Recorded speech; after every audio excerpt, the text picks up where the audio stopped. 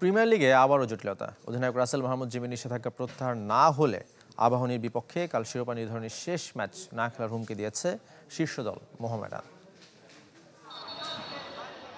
Hockey premier league আর জটিলতা এক সুতে গাঁথা। লিগ শুরু নিয়ে যেমন অনিশ্চয়তা ছিল, তেমনি শেষ হওয়া নিয়েও অনিশ্চিত শুক্রবারের আবাহনী মোহামেডান শিরোপা নির্ধারণী ম্যাচ। শেষ ম্যাচের আগের দিন হঠাৎ সংবাদ সম্মেলন ডেকে না খেলার হুমকি দিয়েছে সাদা কালো শিবির। তাদের অভিযোগ, বাইলজ না মেনে নিষিদ্ধ করা হয়েছে অধিনায়ক রাসেল মাহমুদ জিমিকে। বাইলজ যেখানে লেখা আছে যে একটা খেলোয়াড় যদি লিগে 3টা হলুদ কার্ড পায় তাহলে সে তার পরবর্তী ম্যাচে সে খেলতে পারবে না। তবে 2টা হলুদ কার্ড পাওয়ার পর সেই খেলোয়াড় সম্পর্কে তার ক্লাবকে একটা অফিসিয়ালি তারা ইনফর্ম করবে, কোশন করবে যে তোমার এই প্লেয়ারের 2টা হলুদ কার্ড হয়ে গেছে, সুতরাং তুমি take care of it. Federation কিন্তু আমাদের এইরকম কোনো চিঠি দেয় নাই। মেন্টালি ওটাই প্রিপারেশন ছিল যে কোনো উপায়ে শেষ মুহূর্তে হলে কয়েকটা কার্ড দিবে এবং এই কার্ডের ভিত্তিতে আর কি যাতে ফাইনাল ম্যাচ না খেলতে পারে। নিজেদের অবস্থান জানিয়ে এরই মধ্যে ফেডারেশনকে চিঠি দিয়েছে ক্লাব কর্তৃপক্ষ।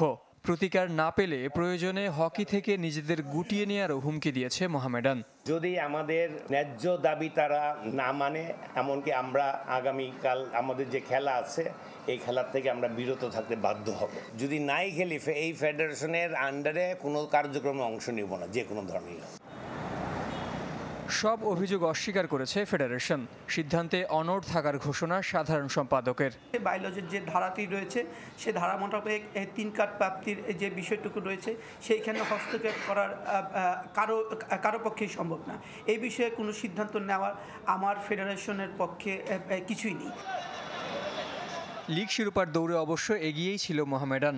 শুক্রবার আবাহনীকে হারালেই ফিরে পাবে শিরোপা, আর মোহামেডান হারলে সুযোগ থাকবে আবাহনী ও মেরিনার্সের। পুলিশকে হারালেই সমান হবে আবাহনী মেরিনার্সের পয়েন্ট।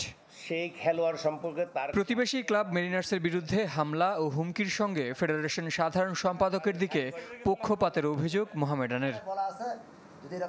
জহির সাগর, চ্যানেল 24, ঢাকা।